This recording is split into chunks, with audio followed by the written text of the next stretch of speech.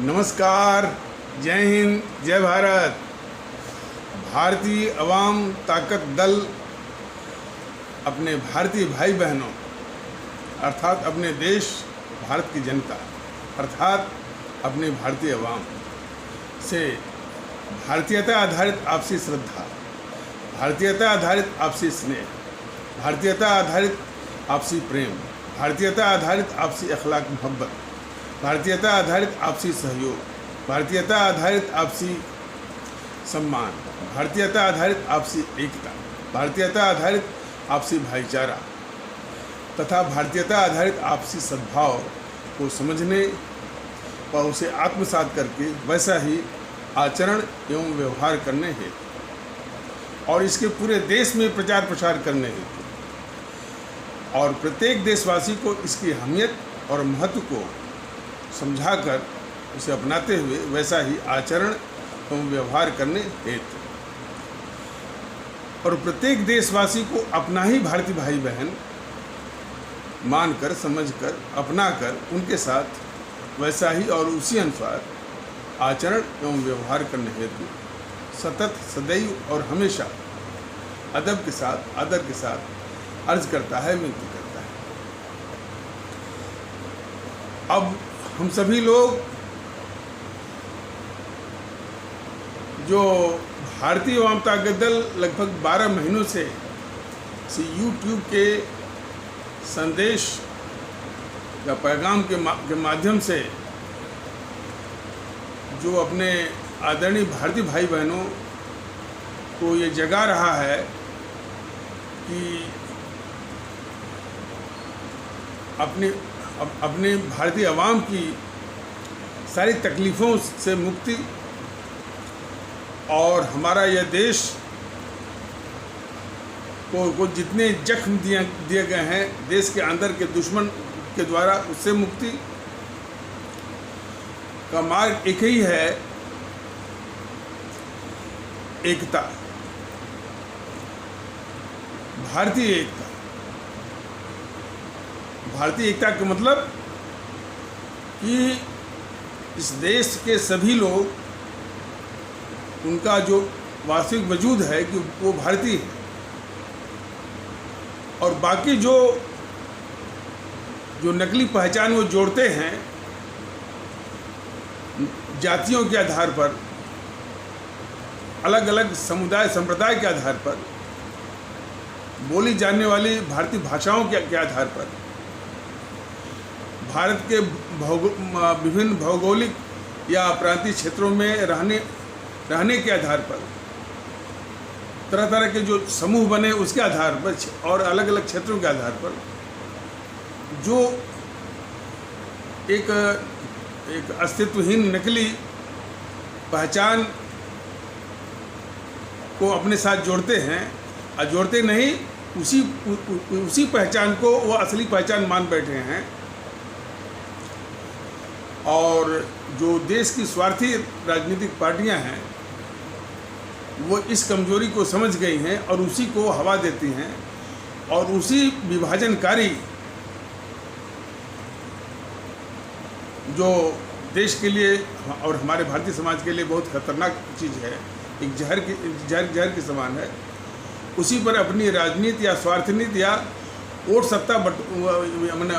बटोरने, सत्ता हथाने की स्वार्थ नीति राजनीति चलाती है। तो वो सभी लोग भारतीय हैं, इस तथ्य को, इस हकीकत को सभी को आत्मसात करना होगा। देखिए, जब ये कहा जाता है कि सभी लोग भारतीय हैं तो फिर ये भेद नहीं होना चाहिए कि वो कहाँ से आया है और वो कब आया था। हम तो पहले आए हैं, ये बाद में आए हैं, ये आक्रांता हैं।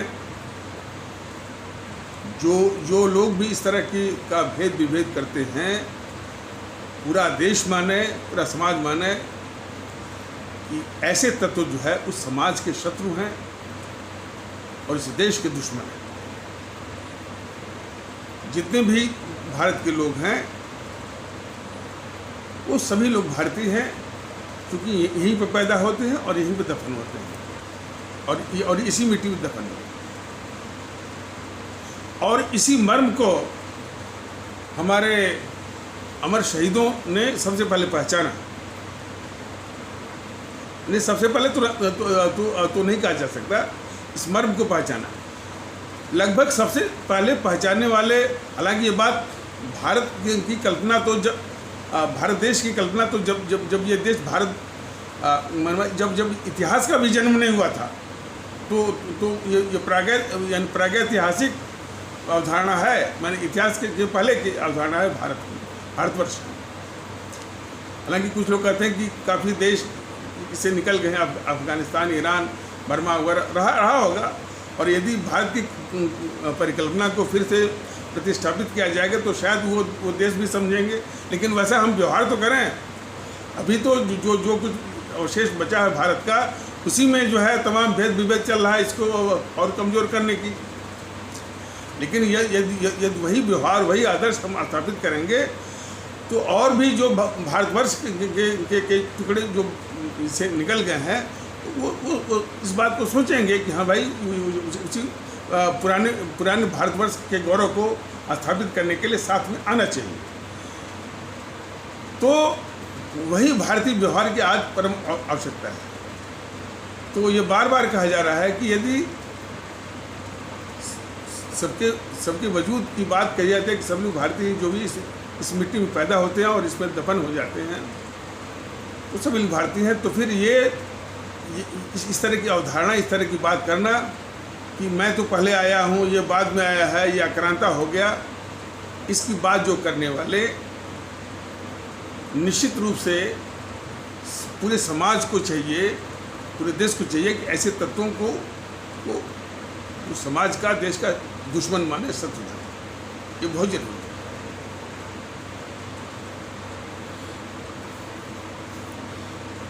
तो भारतीयता आधारित एकता का दूसरा मर्म ये है। अच्छा हाँ, और इसी मर्म को, इसी रहस्य को हमारे उन अमर शहीदों ने पहचाना था। और इसी मर्म के साथ वो इस मुल्क की आज़ादी के लिए, हमारी आपकी आज़ादी के लिए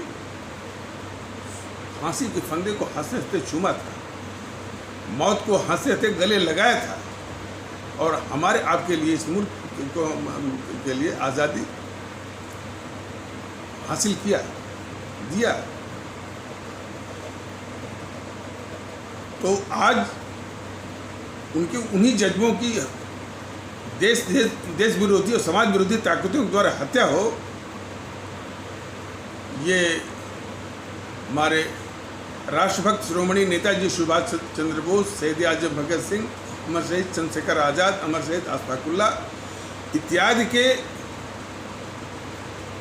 की संतान को बिल्कुल बर्दाश्त नहीं करना चाहिए कि उनके जज्बों की और उनके विचारों की आज ये तत्व जो है वो हत्या कर।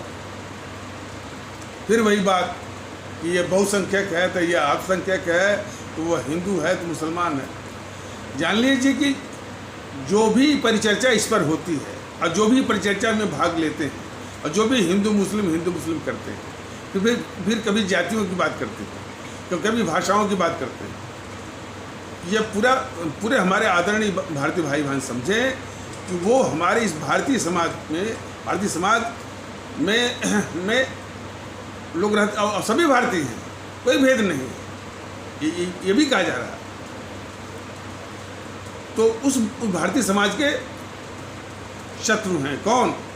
जो कि हिंदू मुस्लिम की चर्चा करवाते हैं, जातियों के आधार पर चर्चा करवाते हैं, और कोई भी मुद्दा हो उसमें वो हिंदू मुस्लिम हमेशा वो उसमें चिपकाते ही रहते हैं, उसमें डालते रहते हैं ये और इसी जहर के साथ जो है वो मतलब उसमें वाद विवाद करते ही रहते हैं।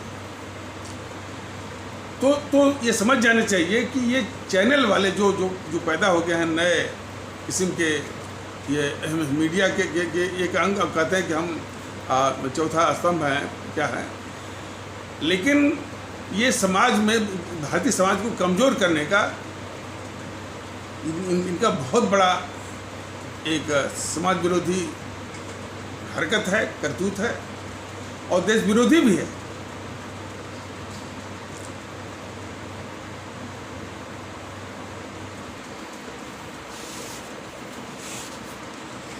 इन जो समाज विरोधी तत्व हैं, तंजीमें हैं, संगठन हैं और राजनीतिक दल हैं, इन्होंने हमारे आपके दिमाग में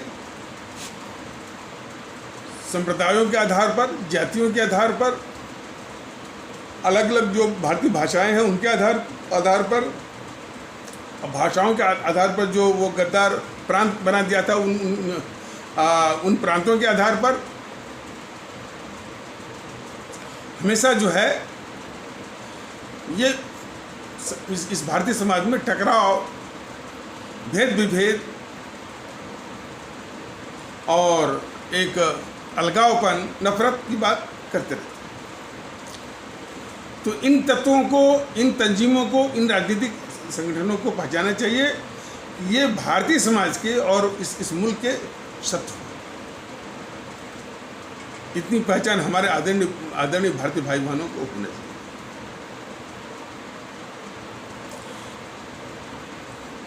तो इस संबंध में भारतीय वामता दल ने कई बार समझाया है और आगे भी जरूरत पड़ेगी तो समझाएगा कि जब सभी लोग भारतीय हैं तो हर तरह से भारतीय हैं। फिर मतलब देखिए, और ये भारतीयता का पाखंड नहीं करना है और पाखंड के रूप में प्रचार नहीं करना है, उसको समझा करके उसको अपनाना है और व्यवहार और आचरण में लाना है। यदि आपने उसको प्रचार के हवाले कर दिया, विज्ञापन के हवाले कर दिया, पोस्टर और बैनर के हवाले कर दिया, तो जान लीजिए कि इस अवधारणा का और इस मुहिम का वो उसकी हत्या हो गई, वो उसका मर्डर हो गया। इसको समझाना है और अपने आचरण व्यवहार में लाना है और आचरण व्यवहार से भारतीयता का और भारतीय भाईचारा और भारतीय सद्भाव को आगे बढ़ाना है। ये समझाना कि भाई जितने इस देश के लोग हैं सभी लोग भारतीय हैं, अपने ही हैं और अपने भारतीय भाई हैं। जरा भी इस दिमाग में नहीं आना चाहिए कि वो किस संप्रदाय या धर्म, माने अच्छा वो धर्म के विषय में भी भारतीय वामता दल ने कई बार बताया है कि जिसको ये धर्म करके हमारे आपके दिमाग में एक गलत बात जो ठूसी हुई है कि हिंदू धर्म है तो इस्लाम धर्म है तो ईसाई धर्म है और वो सिख धर्म, इस तरह की बात। तो सर्वप्रथम तो ये हिंदू सनातन हुआ, इस्लाम हुआ, ईसाई हुआ, सिख, ये धर्म नहीं है, बिल्कुल नहीं। ये धर्म नहीं है। ये रिलीजन हो सकता है, मजहब हो सकता है और सबसे बढ़िया तो आप इसको पंथ कहिए। धर्म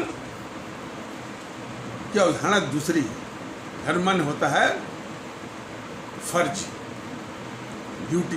भाई आपका जो है एक नागरिक के रूप में क्या धर्म है, नहीं बोलते हैं ना। रामायण देखिए तो उसमें धर्म की ही बात है, धर्म माने कर्तव्य की बात है। राजा का क्या धर्म है, प्रजा का क्या धर्म है, पति का क्या धर्म है, पत्नी का क्या धर्म है, पुत्र का क्या धर्म है, पिता का क्या धर्म है। धर्म माने होता है कर्तव्य से मतलब है, ड्यूटी, फर्ज, आचरण व्यवहार उसका समझ से। तो पूरे देश के लोगों को, हमारे सभी भारतीय भाई बहनों को एक ही धर्म निभाना है। जहाँ तक धर्म की बात है, धर्म एक ही निभाना है, वो हमारा राष्ट्र धर्म।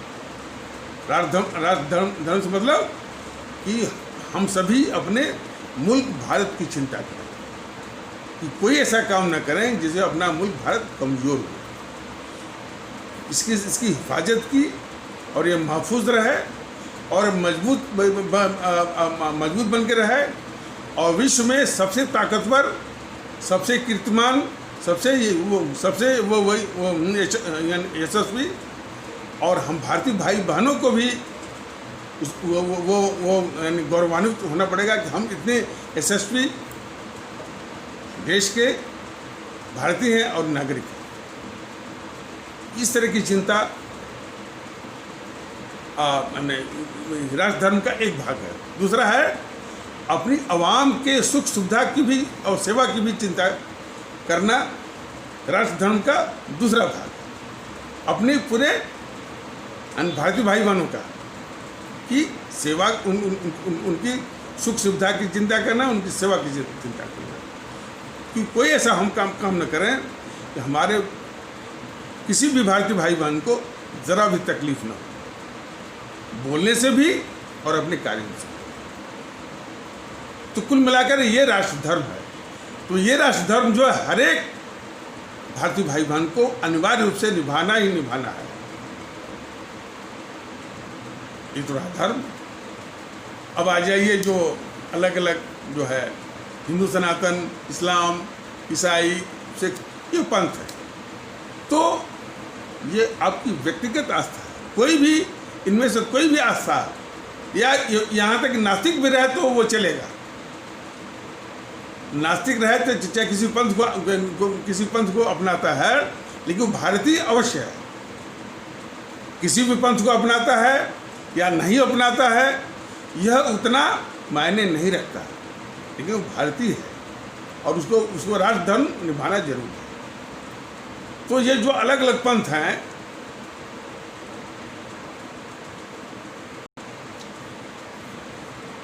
ये व्यक्तिगत आस्थाएं हैं और व्यक्तिगत आस्था को व्यक्तिगत की ही हद में, व्यक्तिगत की ही तरह अपने घरों के अंदर उसका निर्वहन या अनुसरण करना है। जो भी तरीका हुआ आपका, आप नमाज पढ़ते हो, आप इबादत करते हो, आप सिजदा करते हो, आप धूपबत्ती जलाते हैं, अगरबत्ती जलाते हैं, भजन करते हैं, कीर्तन करते हैं, जो भी आपको पसंद हो वो करिए घर के अंदर। लेकिन घर के बाहर पाँव रखते ही, कदम रखते ही, वहाँ किसी भी पंथ की ज़रा भी कोई भी भूमिका नहीं हो। वो वातावरण, वो माहौल हमारा शुद्धता, हमारा जो सामूहिक माहौल है या भारतीय सामाजिक माहौल है, वो शुद्धता राष्ट्रीय भारतीय है। इस हकीकत को हर एक भारतीय भाई बहन को अच्छी तरह समझ लेना चाहिए और यही ना क्या करके जो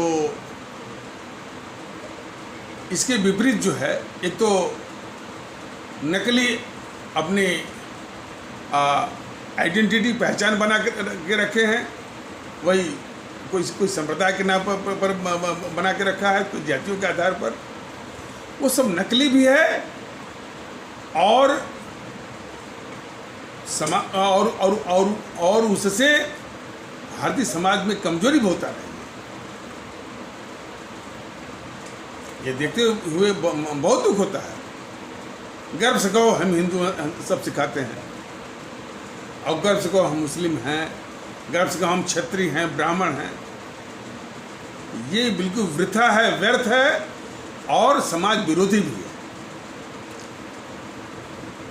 सिर्फ अपने आचरण व्यवहार से दिखाना है कि हमको सिर्फ गर्व, वही यानी कोई भाषण नहीं करना है, कोई नारा भी नहीं लगाना है, सिर्फ आचरण व्यवहार से ये मैंने ये बिल्कुल दिखना चाहिए कि हमको गर्व है भी तो सिर्फ भारतीयता पर और भारतीय होने पर गर्व।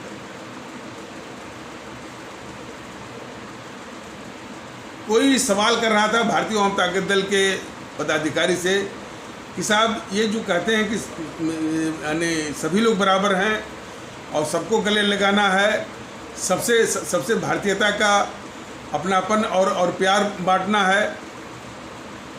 जी जनाब। तो वो कह रहे थे कि जिनको हम चमार कहते थे, जिनको हम दलित कहते थे, जिनको हरिजन कहते थे, उनके साथ भी भाई जब कह दिया गया सबको,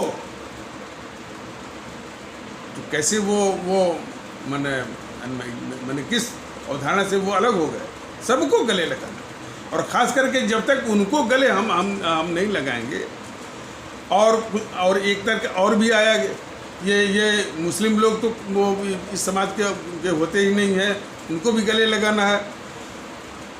भारतीय जनता दल ने कहा कि भाई सबको लगाना है, तो यानी किस बात से, यानी कुछ तत्वों को लग रहा है कि भाई कि कुछ लोगों को छोड़ देना है।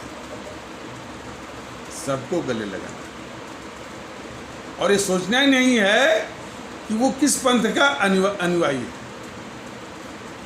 बिल्कुल नहीं, सभी लोग भारतीय हैं, बराबर हैं, और हमारी ही तरह बराबर हैं, मेरे ही बराबर। जैसा हम भारतीय हैं वैसा वो भी भारतीय।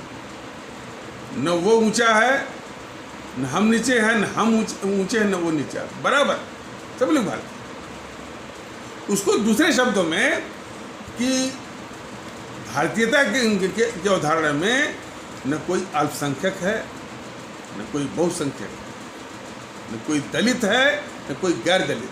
ये जितनी भी बातें जो हैं समाज में विध्वंस, समाज में वो कमज़ोर करने वाली ये अवधारणाएं भी हैं, साजिशें। इसको भारतीय समाज को बच के रहना ही होगा। तो सभी को गले लगाना, सबको। जरा भी नहीं सोचना है कि जो ये सिखाते हैं कि ये हरिजन है और ये मुस्लिम है, कुछ नहीं। सबको गले लगाना है, और प्रेम से और आदर से वो अपनापन दिखना चाहिए, तभी ये भारतीय एकता आएगी।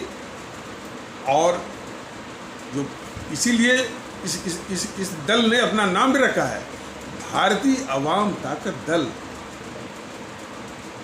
भारतीय अवाम ताकत दल अपनी अवाम को, अपने आदरणीय भारतीय भाई बहनों को ताकतवर बनाना चाहता है, वो भी सबको एक साथ लेकर के।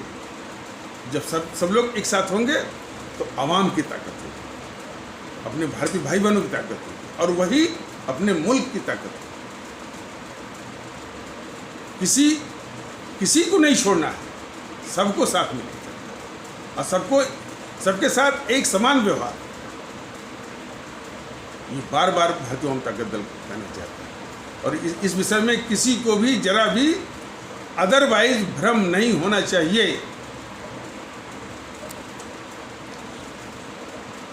इस तरह की अस्पष्टता इस मौके पर बता दी गई, और भी मौके आएंगे, और भी स्पष्ट किया जाएगा, बताया जाएगा कि भारतीय एकता में कोई भेद नहीं है। सभी भारतीय लोग बराबर हैं, और सभी को बराबरी के आधार पर, समानता के आधार पर, और एकता की, सभी लोग एक हैं। इसलिए हमारा जो रिश्ता उनसे है बिल्कुल बराबरी का है, और समानता का है, और भारतीयता का, कि सभी लोग भारतीय। ये अब ये चीज़ जरा भी भेदभाव, और भी प्रेम से गले लगा करके अपनापन का व्यवहार आचरण कर। अब एक महत्वपूर्ण विषय है कि जो किस तरह के दलों को हम वोट देकर के ताकत दे रहे हैं, और किस तरह के लोगों को चुन करके हम लोग सदन या सत्ता में भेज रहे हैं। ये बहुत बड़ा अपराध हो रहा है, बहुत बड़ा अपराध हो रहा है। यानी हमसे, आपसे, और हमारे आदरणीय मतदाता गण भारतीय भाई बहनों से। अब तक तो ये था कि इस राजनीति में अपराधी और भ्रष्टाचारी और जनता से झूठ बोलने वाले ऐसे लोगों को हमारे आदरणीय भारतीय भाई बहन पता नहीं यानी किस भूल में, किस भ्रम में जो भी हो, ये बहुत बड़ी गलती हो रही है। ये एक राष्ट्रीय अपराध है और उस राष्ट्रीय अपराध की सजा भी मिल रही है हमको आपको। तो भारतीय जनता दल ने पहले ही कहा कि पात्र लोगों को चुनने का मन बनाइए और इन सारी शक्तियों को जो राजनीतिक दलों के बेस में समाज की भी दुश्मन है, भारतीय समाज की भी दुश्मन है, तो अपने मुल्क की भी दुश्मन है, उनको शिकस्त देने का, और शिकस्त देने का जो सबसे उत्तम तरीका है, मत पेटी पर, बैलेट बॉक्स पर उनको 0 वोट मिले, ये मन में निश्चय कर लीजिए, मन में ठानिए।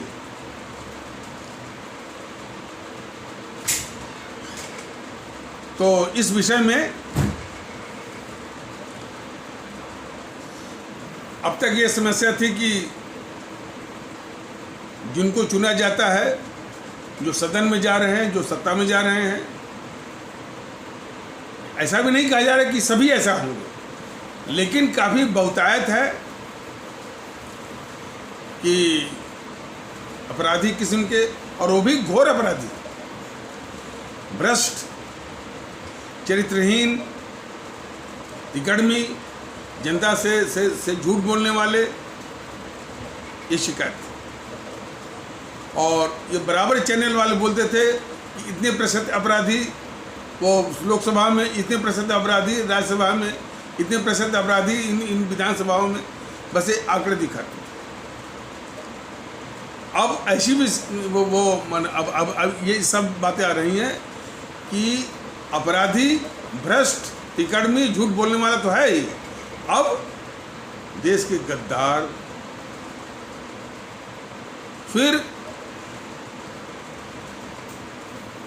वो तस्करी करने वाले, स्मगलर, नशीली दवाओं के, ड्रग के, और बलात्कारियों के, रेपिस्ट के, अब ऐसे लोग भी, और वो भी कोई मुख्यमंत्री बनना चाहता है और कोई जो है प्रधानमंत्री बनना चाहता है। वो कल ही का जन्मा जो उद्धव ठाकरे का बेटा, वो राजनीति में पांव रखते ही उसका जो चमचा था, कौन, वो संजय राउत, ये मुख्यमंत्री बनेगा। तो खैर मुख्यमंत्री नहीं बना, तो उसका बाप जो है वो उद्धव ठाकरे जब मुख्यमंत्री बना तो उसको मंत्री बना दिया। अब ऐसी शिकायतें आ रही हैं कि वो किसी जो है बलात्कार के केस में फंसा हुआ है, और सारा मसला इसी पर आकर के वो हिंज कर रहा है कि कैसे इस बात को ढका जाए। और इसके पहले ये जो राहुल महोदय हैं, इनके ऊपर भी एक बलात्कार का केस था, रायबरेली गेस्ट हाउस का, और क्या वो ताकत का, प्रभाव का इस्तेमाल किया गया, और सारी पार्टियां इसके साथ साठगांठ में इसके साथ शामिल हो गई।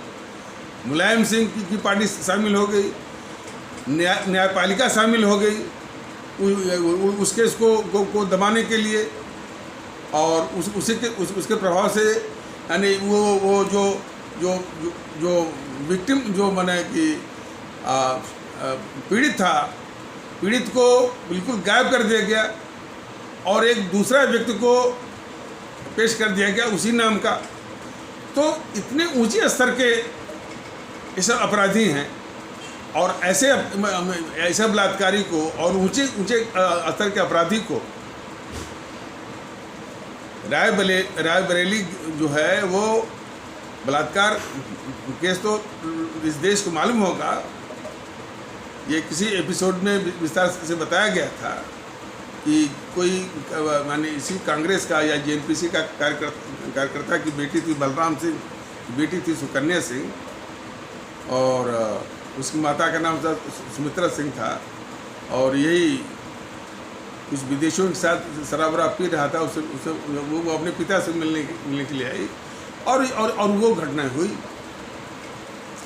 और इसके बाद जो है क्या व्यवहार किया वो लखनऊ बेंच हाई कोर्ट ने, उल्टे जो है वो जुर्माना ठोक दिया जो वो शिकायत करने वाले के बाद। और कोई किशोर अमृति थे समाजवादी पार्टी के, उन्होंने केस किया था, वो उनके ऊपर वो जुर्माना इस हाई कोर्ट ने ठोक दिया। और इसके बाद वो सुप्रीम कोर्ट गए, सुप्रीम कोर्ट से पता नहीं क्या हुआ। और कुछ सालों के बाद एक दूसरे पूरी फैमिली को, अच्छा उस परिवार को जो पीड़ित था उसको इन जेएनपीसी वालों ने गायब कर दिया और एक दूसरे व्यक्ति को ला के खड़ा कर दिया और ये बताकर कि भाई हम ही सुकन्या सिंह हैं, हम ही जो है बलराम सिंह हैं और हम ही जो है वो हैं, और वो तो एक फर्जी था। तो इस स्तर के शातिर किस्म के अपराधी हैं राहुल गांधी और उनकी पार्टी जीएनपीसी, गांधी नेहरू परिवार जनरल चौकड़ी कांग्रेस, जिसको कि आप लोग भ्रम भूल और गलती से कांग्रेस कह रहे हैं। और फिर ये राहुल वो अमेरिका के बोस्टन शहर में नशीली दवाओं यानी ड्रग की स्मगलिंग तस्करी करते हुए पकड़ा गया था। सोनिया ने अप्रोच किया अटल बिहारी वाजपेयी जबकि वो प्रधानमंत्री थे और अटल बिहारी वाजपेयी ने अपने प्रधानमंत्री पद का दुरुपयोग करते हुए उस ड्रग स्मगलर राहुल को छुड़वाया। और वो राहुल को ये कांग्रेस के जो सिपा सालार हैं, कांग्रेस के जो चमचे हैं, राहुल खुद इस देश का प्रधानमंत्री बनना चाहता है। अब ये आखिर हो क्या रहा है अपने देश में? क्या अपने देश में अब ये सारे बलात्कारी, सारे ड्रग स्मगलर इस देश के प्राइम मिनिस्टर बनेंगे? लेकिन उसके प्राइम मिनिस्टर बनने के पहले वो उसको ड्रग स्मगलिंग से छुड़वाया किसने? वो बीजेपी का प्रधानमंत्री वो वाजपेयी ने छुड़वाया। और पूरी बीजेपी ये नहीं कहती है कि ये ड्रग स्मगलर है। ये मीडिया वाले भी उसके वक्तव्य को दिखाते हैं, राहुल ने मोदी को घेरा, राहुल ने किया, जरा भी यानी उनकी मानसिक दिवालियापन नहीं कहा जाएगा, देश विरोधी मानसिकता इसकी, इन चैनलों की, इस मीडिया की, उसके पक्ष में ये दिखाते हैं कि कम से कम ये उसमें डाल देते कि ड्रग स्मगलर राहुल ने घेरा तो जनता भी जानती और उनका फर्ज बनता है, इन चैनलों का फर्ज बनता है कि जो कोई खतरनाक है इस मुल्क के लिए उसके विषय में मुल्क को बताएं, जनता को बताएं। ये छुपाते क्यों हैं? यदि ये जनता को बताते कि भाई ड्रग स्मगलर, नशीली दवाओं का तस्कर राहुल गांधी ने मोदी को घेरा, तो जनता समझती कि भाई इसकी बात को तवज्जो देना है या नहीं।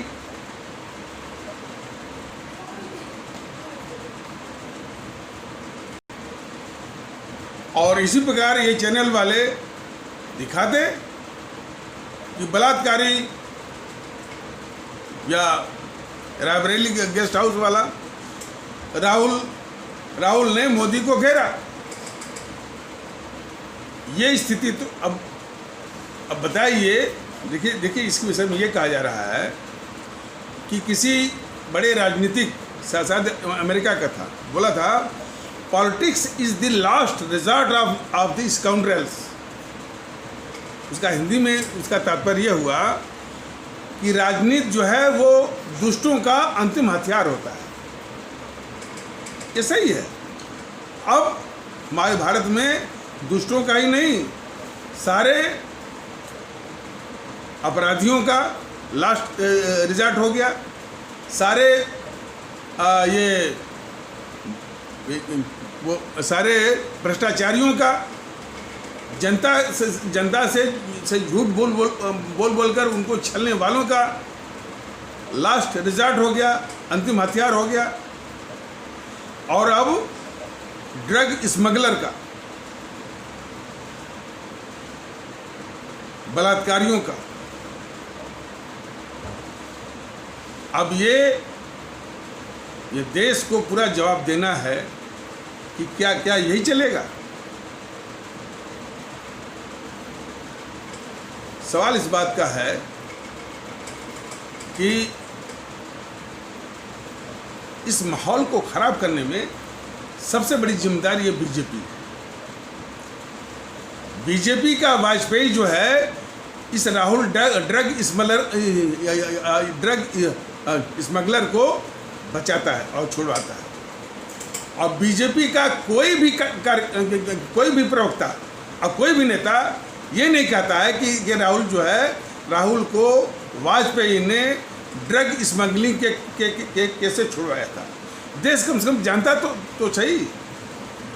ये बीजेपी वाले कहते हैं कि देश दल से बड़ा है, और देश के साथ हमेशा जो है वो झूठ बोलना और छलना, और देश के साथ हमेशा जो है कपटपूर्ण व्यवहार करना। और किस प्रकार ये बलात्कारी राहुल जो है, जो केस हुआ था रायबरेली गेस्ट हाउस का, हमको याद है कि एक बार किसी ने उठाया था बात, और यही बैठा था अर्नब गोस्वामी भी डर गया।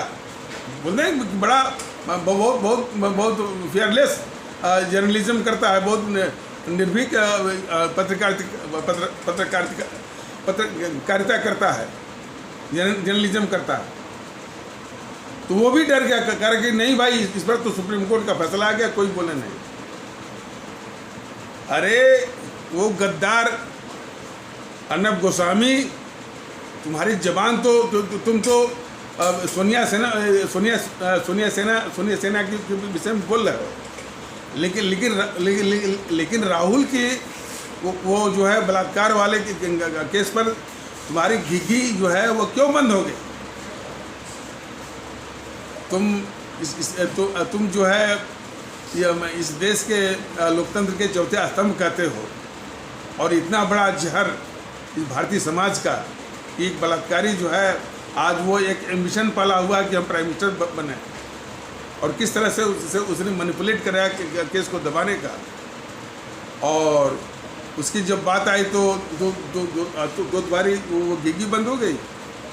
और इस प्रकार सभी चैनल वाले इस भारतीय समाज के सबसे बड़े शत्रु हैं, बहुत बड़े शत्रु, और देश के भी दुश्मन, और गद्दार भी हैं। गद्दारों की बात दिखाते हैं। अब राहुल चीन का ही मामला ले लीजिए, देश के साथ क्या गद्दारी किया इसने। चीन की बातों को उछाल कर उसका जो प्रोपेगेंडा मशीन है चीन की, ग्लोबल टाइम्स की सारी बातों को उठा करके कुछ जो है फॉल्स वीडियो जो कि पाकिस्तान का जो मीडिया में कुछ और मिर्च मसाला बना करके अपलोड करते थे, उसी को उठा करके अपने देश में ये फैलाए। और फिर पाखंड करता रहा, हमारा खून खौलता है। ये राहुल पाखंड का हमारा खून खौलता है कि ये सेना घुस आई। अरे गद्दार राहुल, इस देश को बता, जब तुम्हारे बाप के नाना ने तिब्बत को चीन के हवाले कर दिया, तब तो तुम्हारा वो जन्म भी नहीं था। मानता हूँ कि तो कोई कहे भाई तब तो अस्तित्व में थे ही नहीं, लेकिन ये जानता जरूर होगा। लेकिन देश को होता है कि कम से कम जान करके कि तुम्हारे बाप के नाना ने तिब्बत को चीन के हवाले कर दिया, ये जान करके तुम्हारा खून नहीं खोला। ये देश को बता। और तुम्हारे उसी बाप के नाना ने जो है चौवन लाई को बुलाकर हिंदी चीनी भाई का एक जो है धोखापूर्ण जो है वो नारा लगवा करके भारत की पीठ में छुरा घोपवाया। तब तुम्हारा खून नहीं खोलता है। और फिर चीनी आक्रमण के बहाने इसी तुम्हारे बाप के नाना ने 39,000 वर्ग मील एक्साइज चीन को दे दिया, तब तुम्हारा खून नहीं खोलता है। ये इसलिए बताया जा रहा है कि कितना झूठ बोलता है राहुल, इतना झूठा, देश का इतना बड़ा गद्दार, बलात्कारी भी है, ड्रग तस्कर भी है, और उसको ये जेएनपीसी के चमचे, जेएनपीसी के सालार उसको इस देश के ऊपर प्रधानमंत्री के रूप में थोपना चाहते। और उसमें इस बीजेपी का बहुत हाथ है। उसके सारे पापों को उसका वाजपेयी जो है उसको ड्रग तस्करी से छुड़वाता है राहुल को, और सारे बीजेपी वाले यानी जरा भी नाम नहीं लेते कि ये राहुल जो है ड्रग तस्कर है और ये बलात्कारी, और फिर ये देश का गद्दार है। सिर्फ पूरे YouTube पर आप देख जाइए, पूरे सोशल मीडिया पर देख जाइए, बस यही प्रचार करवाती है बीजेपी कि ये राहुल जो है ये नासमझ है, इसको राजनीतिक समझ नहीं है, इसको सहूर नहीं है बोलने का, जो है और अकल का कच्चा है, पप्पू है। लेकिन इसको गद्दार मत मानो, इसको ड्रग का तस्कर मत मानो, देश विरोधी मत मानो, भ्रष्टाचारी मत मानो, बस, और बलात्कारी मत मानो। सिर्फ पप्पू मान करके सारे पापों को भूल जाओ। अब ये एपिसोड कुछ लंबा हो ही जाता है। अच्छा, तो इन्हीं शब्दों के साथ इस आवश्यक परिचर्चा को यहीं पर विराम दिया जाता है। तब तक के लिए नमस्कार, जय हिंद, जय भारत।